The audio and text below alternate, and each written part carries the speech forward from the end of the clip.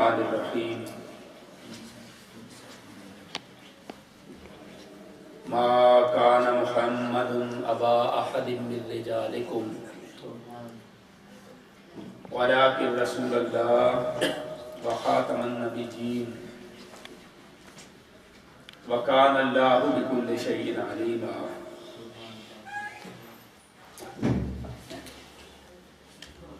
ان اللہ وملائکتہ یصلون علی النبی یا ایھا الذین آمنوا صلوا علیہ وسلموا تسلیما۔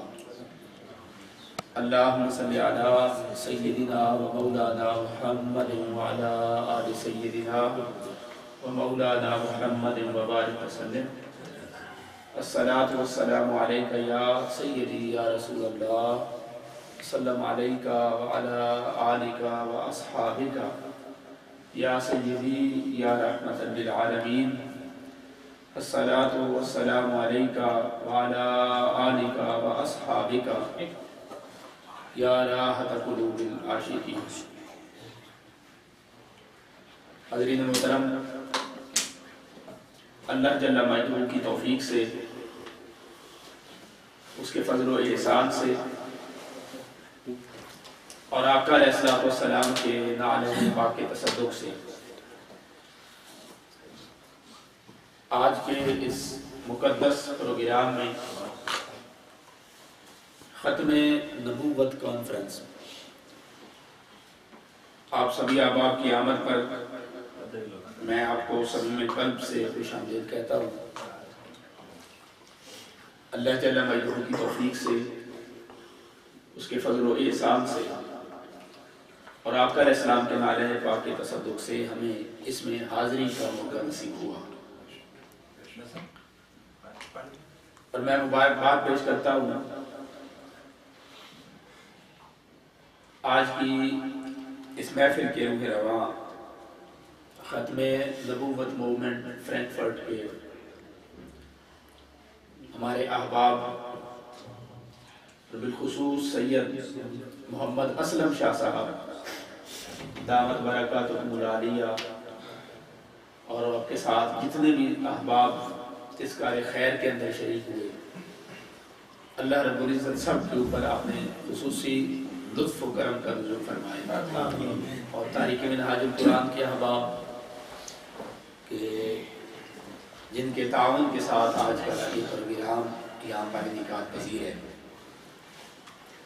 اللہ رب العزت اس کی برکت سے ہمیں آقا علیہ السلام کی ختم نبوت کا صحیح فہم عطا فرمائے، اور جتنے بھی مختلف شرور اور فتن دین اسلام پر، مسلمانوں پر، ان کے نظریات پر، ان کے عقائد پر مرور زمانے کے ساتھ ساتھ، وقت گزرنے کے ساتھ ساتھ پیدا ہوتے ہیں، اور لوگوں کو 14 صدیہ قبل عطا ہونے والا جو عظیم دین ہے اس سے دور کرنے کا باعث بنتا ہے۔ اللہ رب العزت ہم سب کو ان سے بچنے کی توفیق عطا فرمائے، اسلام کے اوپر زندگی عطا فرمائے، ایمان پر خاتمہ عطا فرمائے۔ بس چند گزارشات آج ہم مرزا غلام احمد قادیانی صاحب کی کتابوں کو کنگالیں گے، اور ان کے حوالے سے میں آپ کے گوش گزار کروں گا۔ ابتدائیہ چند کچھ گفتگو میں قرآن مجید سے ختم نبوت کے اوپر کر دیتا ہوں، اور اس کے بعد پھر ہم ان کی کتابوں کو ہی دیکھیں گے کہ ان کا آقا علیہ السلام کی ختم نبوت کے بارے میں کیا پیغام ہے اور کیا عقیدہ ہے، اور کس طریقے سے تدریجاً غلام احمد قادیانی صاحب نے اپنے نظریات کو ڈیولپ کیا ہے۔ یہ ساری بات ہم انہی کی کتابوں کی روشنی میں دیکھیں گے، اور میری کوشش ہوگی کہ پوری گفتگو کے اندر جب بھی ان کی بات آئے، کوئی بھی بات میں اپنی طرف سے ان کے لیے نہ کہوں۔ انہوں نے خود کیا کہا ہے، ان کی اپنی رائے کیا ہے، ان کی اپنی تحریریں کیا کہتی ہیں، ہم اپنی پوری گفتگو کی بنیاد ان کی کتابوں پر رکھیں۔ اور یہ میری گفتگو کا بس ابتدائی تھوڑا سا قرآن مجید سے متعلق ہے، اس کو چھوڑ کر پھر ساری بات ہم ادھر لے آئیں گے۔ یہ وہ علیحدہ ختم نبوت کے انکار کی طرف کیوں آئے، اس کے اسباب کیا تھے، اس کی وجوہات کیا تھیں، اس کی بیک گراؤنڈ اور ہسٹری کیا تھی، پھر ان کی تحریریں شروع میں کیا تھیں، پھر تدریجاً بدلتے بدلتے بدلتے وہ کس نتیجہ پر جا کر پہنچے۔ تو یہ ساری باتیں آئیں گی اور انہی کی کتب کی روشنی میں آئیں گی۔ آپ دیکھ رہے ہیں ساری کتابوں کو میں نے نشان لگا کے رکھے ہیں، اسی لیے کہ ان کو کنسلٹ کریں گے۔ یہ کتاب ہے روحانی خزائن، ان کی 23 جلدوں پر مشتمل ہے۔ اس کو بھی ہم دیکھیں گے، ان کے ملفوظات ہیں ہمارے پاس، اشتہارات ہیں، ان کی تفسیر ہے، ہر چیز ہے۔ تو ان کی کتابوں کی روشنی میں ہم ان کا اپنا سٹیٹس اور ان کا اپنا درجہ کیا ہے اور وہ کہاں پر سٹینڈ کرتے ہیں اس کو دیکھیں گے۔ اس لیے کہ جب ہمیں اس بات کی سمجھ آ جائے گی تو پھر ہمیں ان کے بارے میں اپنا نتیجہ اخذ کرنے اور اپنی رائے قائم کرنے کے اندر آسانی پیدا ہو جائے گی۔ اب آئیے قرآن مجید کی طرف۔ اس میں اللہ رب العزت نے ارشاد فرمایا، سورہ احزاب کی آیت نمبر 40 میں نے عنوان گفتگو کے طور پر تلاوت کی۔ اس میں اللہ رب العزت نے ارشاد فرمایا، ما کان محمد ابا احد من رجالکم۔ ارشاد فرمایا کہ میرے محبوب کریم صلی اللہ علیہ وسلم، محمد مصطفیٰ صلی اللہ علیہ وسلم، یہ مردوں میں سے کسی کے باپ نہیں ہے۔ ما کان محمد ابا احد من رجالکم، رجل کا لفظ استعمال کیا ہے، اور رجل بالغ مرد کو کہتے ہیں۔ عربی زبان کے اندر رجل کس کو کہتے ہیں؟ بالغ مرد کو رجل کہتے ہیں۔ طفل کا لفظ قرآن مجید نے استعمال نہیں کیا کہ کسی بچے کے باپ بھی نہیں۔ جب بچہ بلوغت کی حد سے آگے نکلتا ہے اور سلسلے شعور کو پہنچتا ہے تو وہ رجل بن جاتا ہے۔ اللہ رب العزت نے ارشاد فرمایا، ما کان محمد ابا احد من رجالکم، کہ میرے محبوب کریم صلی اللہ علیہ وسلم مردوں میں سے کسی کے باپ نہیں ہے۔ مردوں میں سے کسی کے باپ نہیں، ولیکن رسول اللہ، لیکن اللہ کے رسول ہیں۔ لیکن اللہ کے رسول، یہ جو لفظ ہے لیکن، اردو میں ہم اس کو لیکن بولتے ہیں، تو لیکن جہاں بھی استعمال ہو یہ مغایرت کے لیے استعمال ہوتا ہے۔ جہاں بھی لیکن آئے گا، یہ جو اس سے پہلے بات کی جا رہی ہے لیکن کے بعد اس کا الٹ ہوتا ہے، لیکن کے بعد اس کا الٹ ہوتا ہے، یہ مغایرت کے لیے ہوتا ہے۔ یہ فرمایا کہ ما کان محمد ابا احد من رجالکم ولکن رسول اللہ، کہ محمد صلی اللہ علیہ وسلم مردوں میں سے کسی کے باپ نہیں ہیں لیکن اللہ کے رسول ہیں۔ لیکن اللہ کے رسول ہیں۔ تو سوال یہ ہے کہ یہ عجیب سی بات کیوں کی جا رہی ہے کہ مردوں میں سے کسی کے باپ نہیں لیکن رسول ہیں؟ کیا کسی کا باپ ہونا رسول ہونے کے منافی ہے؟ بولیے، جب کسی کا باپ ہونا رسول ہونے کے منافی نہیں ہے تو یہ بات کیوں کی جا رہی ہے؟ ہم دیکھتے ہیں کتنے پیغمبر پہلے گزرے کہ وہ پیغمبر تھے، رسول تھے، ان کی آگے نسلیں اور اولادیں چلی تو وہ بھی پیغمبر اور رسول تھے۔ حضرت ابراہیم علیہ السلام پیغمبر ہے اللہ کے، ان کے بیٹے حضرت اسحاق علیہ السلام ہوئے، وہ بھی اللہ کے پیغمبر ہیں۔ حضرت اسماعیل علیہ السلام ہوئے، وہ بھی اللہ کے پیغمبر ہیں۔ حضرت اسحاق علیہ السلام کے بیٹے پیدا ہوئے، حضرت یعقوب علیہ السلام، وہ بھی پیغمبر۔ حضرت یعقوب علیہ السلام کے بیٹے ہوئے حضرت یوسف علیہ السلام، وہ بھی پیغمبر ہوئے۔ حضرت زکریا علیہ السلام پیغمبر ہوئے، ان کے بیٹے حضرت یحییٰ علیہ السلام پیغمبر ہوئے۔ یہ تو ایک پوری سیریز ہے کہ والد بھی پیغمبر تھا، آگے بیٹا بھی پیغمبر ہوا، آدم علیہ السلام پیغمبر تھے، بیٹے اولاد پیغمبر ہوئے۔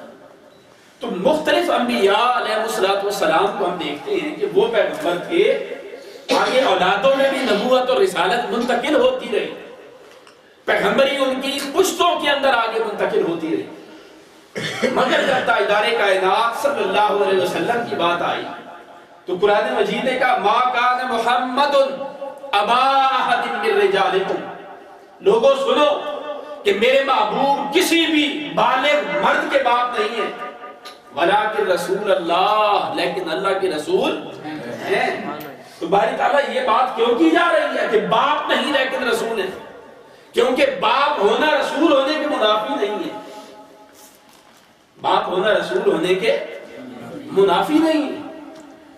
تو جب وہ کسی کے باپ نہیں رسول تو اس کا آپس میں تعلق کیا ہے؟ وہ بتایا جا رہا ہے تعلق یہ ہے کہ اگر میرے محبوب کریم صلی اللہ علیہ وسلم کی اولاد ہوتی اور وہ بالغ ہو جاتی اور سن بلوغ پر پہنچ کر ان کو میں نبوت اور رسالت عطا نہ کرتا، ان کو نبوت اور رسالت عطا نہ کرتا، تو اس طرح میرے محبوب کا درجہ پہلے انبیاء سے کم ہو جاتا۔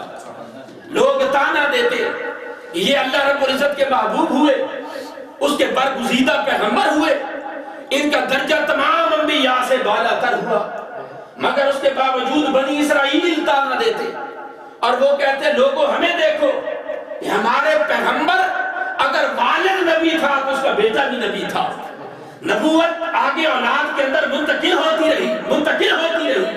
تو اللہ رب العزت نے فرمایا کہ میرے محبوب تجھے تو میں نے سب سے بلند تر درجہ عطا کیا ہے کہ تمام انبیاء کو جو شانیں، جو عظمتیں اور جو سطرت و کمال عطا کیا تھا وہ سارا تجھے عطا کیا ہے، مگر جب یہ بات آئے گی تو میں تجھے اولاد عطا کروں گا، بیٹے دوں گا، قاسم دوں گا، ابراہیم دوں گا میرے حبیب، مگر وہ دے کر ان کو بچپن میں واپس بلا لوں گا، اس لیے کہ اگر بیٹا نہ دوں تو مشرک تانا دے رہے کہ محمد کی اولاد نرینہ پیدا نہ ہوئی، تو مشرکوں کا منہ بند کرنے کے لیے اولاد دوں گا، بیٹے دوں گا اور انہیں بچپن میں ہی اٹھا لوں گا، سن شعور پہنچنے سے پہلے اٹھاؤں گا، انہیں بالغ ہونے سے پہلے اٹھاؤں گا کہ اگر وہ بالغ ہو گئے اور انہیں نبوت و رسالت نہ دی گئی تو میرے محبوب کریم پھر تجھ پر یہود و نصارہ تانا کریں گے، اس لیے میں تمہیں بیٹا بھی دوں گا تاکہ مشرکوں کا منہ بند ہو جائے اور اسے بالغ ہونے سے پہلے اٹھا لوں گا تاکہ تیری ختم نبوت بھی قائم رہے،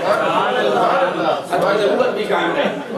اس لیے فرمایا ما کان محمد ابا احد من رجالکم، میرے محبوب بالغ مردوں میں سے کسی کے باپ نہیں ہیں، ولیکن رسول اللہ، مگر یہ اللہ کے رسول ہیں، وخاتم النبیین، اور ان پر نبوت اور رسالت ختم ہو رہی ہے، نبوت اور رسالت ختم ہو رہی ہے۔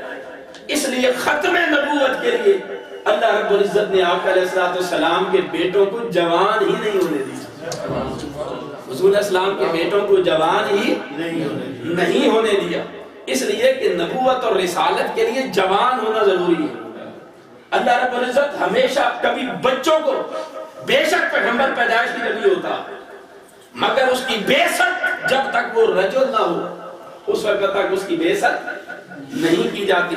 یہی وجہ سورہ یوسف کے اندر اللہ رب العزت نے ارشاد فرمایا، سورہ نحل کے اندر ارشاد فرمایا، اللہ پاک نے فرمایا وما ارسلنا من قبلک الا رجالا نوحی الیہم، میرے حبیب ہم نے آپ سے پہلے جتنے لوگوں کی طرف بھی وحی کی وہ سارے کے سارے بالغ مرد تھے، الا رجالا، جس کی طرف وحی بھیجی وہ بالغ تھا، وہ رجل تھا۔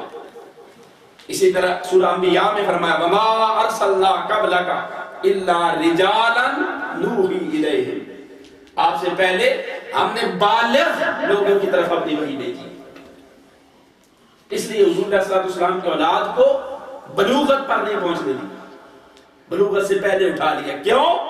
اس لیے کہ ختم نبوت کا وعدہ ہو چکا تھا، آپ پر نبوت اور رسالت کا وعدہ ہو چکا تھا۔ میرے محبوب کریم صلی اللہ علیہ وسلم آپ پر ہم نے ختم نبوت کرنی ہے، اس لیے آپ کی اولاد وہ بڑی عمر کو نہیں پہنچے گی۔